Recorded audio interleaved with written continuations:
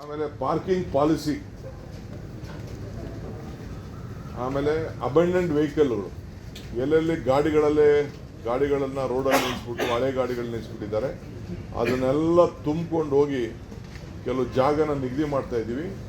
ಕೆಲವು ಜಾಗನ ರಿಕ್ಲೈಮ್ ಆಗಿರೋದು ಈ ಲೆಗಸಿ ಡಂಪ್ ಸೈಟ್ಗಳಿದೆ, ಪೊಲೀಸ್ ಅವ್ರಿಗೆ ಅದನ್ನು ಹ್ಯಾಂಡ್ ಓವರ್ ಮಾಡ್ತಾ ಇದ್ದೀವಿ. ಅಲ್ಲೋಗಿ ಡಂಪ್ ಮಾಡೋಂಥ ಕೆಲಸನ ನಾವು ಮಾಡ್ತೀವಿ. ಯಾರು ರೋಡಲ್ಲಿ ಸುಮ್ಮನೆ ಗಾಡಿ ನಿಲ್ಲಿಸ್ಬಿಟ್ಟು ವಾರ ಗಟ್ಟಲೆ 15 ದಿನ 20 ದಿನ ರೋಡಲ್ಲಿ ನಿಲ್ಲಿಸಿರೋ ಗಾಡಿಗಳನ್ನೆಲ್ಲ ತುಂಬಿಕೊಂಡು ಹೋಗ್ತಾ ಇರ್ತೀವಿ. ಯಾರನ್ನು ಟ್ರಾಫಿಕ್ಕಿಗೆ ತೊಂದರೆ ಆಗೋ ರೀತಿ ಕೆಲವರೆಲ್ಲ ಹಳೆ ವೆಹಿಕಲ್ಗಳನ್ನ ನಿಲ್ಲಿಸಿದ್ದಾರೆ. ಸೊ ಅಬಂಡೆಂಟ್ ವೆಹಿಕಲ್ಗಳಿಗೆ ಹೊಸ ಜಾಗನ ಕೊಟ್ಬಿಟ್ಟು ಅಲ್ಲಿ ಎತ್ಕೊಂಡು ಹಾಕ್ತಾಯಿದ್ವಿ. 3 ಜಾಗ, ಬೆಲ್ಲಹಳ್ಳಿ, ಬಿಟ್ಗಾನಹಳ್ಳಿ, ಗಿಡ್ನಹಳ್ಳಿ, ಸೊಂಡೆಕೊಪ್ಪ, 3-4 ಜಾಗ ಇದೆ. ಇನ್ನೂ ಒಂದಷ್ಟು ಜಾಗ ಐಡೆಂಟಿಫೈ ಮಾಡ್ತೀವಿ. ಅಲ್ಲೋಗಿ ಗಾಡಿಗಳನ್ನ ಬಿಸಾಕೋಕ್ಕೆ ಪೊಲೀಸ್ ಅವ್ರಿಗೆ ಅವಕಾಶನ ನಾವು ಮಾಡಿಕೊಡ್ತಾ ಇದ್ದೀವಿ.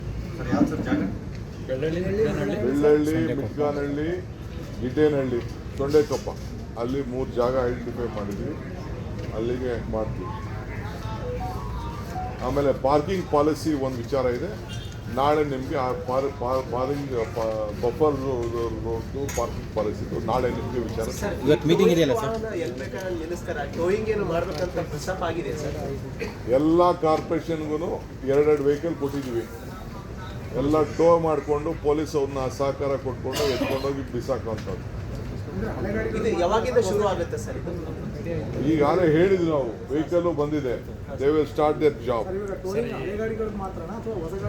ಯಾವ ಗಾಡಿಯಲ್ಲಿ ಎತ್ಕೊಂಡು ಹೋಗ್ತಾ ಇರೋದು, ನಿಮ್ಮ ಗಾಡಿಲಿ ಎತ್ಕೊಂಡು ಹೋಗೋದು, ನನ್ನ ಗಾಡಿ. ಪೊಲೀಸರು ಆ ಸಂದರ್ಭದಲ್ಲಿ ತುಂಬಾ ಕಠೋರವಾಗಿ ನಡ್ಕೋತಾರೆ ಸರ್. ನಾನ್ ಪಾರ್ಕಿಂಗ್ ಝೋನ್ ಅಲ್ಲಿ ಪಾರ್ಕಿಂಗ್ ಇರೋ ಕಡೆ ಆಯ್ತು, ಪಾರ್ಕಿಂಗ್ ಎಲ್ಲಿದೆ ಅವಕಾಶ ಇದೆ ಅಲ್ಲ ಇರ್ತದೆ.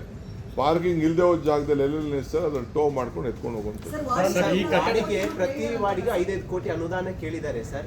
5 ರಿಂದ 10 ಕೋಟಿ ಎಷ್ಟು ಕೊಡ್ಬೋದು ನೋಡೋಣ. ಇವತ್ತೆಲ್ಲ ಹೇಳಿದ್ದಾರೆ, ಅವ್ರದ್ದು ಆಕಾಶನೂ ಕೇಳ್ತಾ ಇದ್ದಾರೆ, ಭೂಮಿನೂ ಕೇಳ್ತಾ ಇದ್ದಾರೆ, ಕೆಲವರು ಭೂಮಿನೇ ಕೊಡಿಸ್ಬೇಕು ಅಂತ ಅಂದ್ಬಿಟ್ಟು ಕೇಳ್ತಾ ಇದ್ದಾರೆ. ಸೋಮವಾರ ಮಾತಾಡ್ತಾರೆ. ಅಭ್ಯರ್ಥಿ ಘೋಷಣೆಗೆ ಮುಂಚೆ ಸಮರ್ಥ ಅವರು ನಾಮಪತ್ರ ಸಲ್ಲಿಕೆ ಮಾಡಿದ್ದಾರೆ ಸರ್ ದಾವಣಗೆರೆ. ನನಗಿನ್ನ ಮಾಹಿತಿ ಬಂದಿಲ್ಲ ಜಾಸ್ತಿ. ಇದಾರೆ, ಮೀಟಿಂಗ್ ಇದೆ, ಹೋಗ್ತೀನ.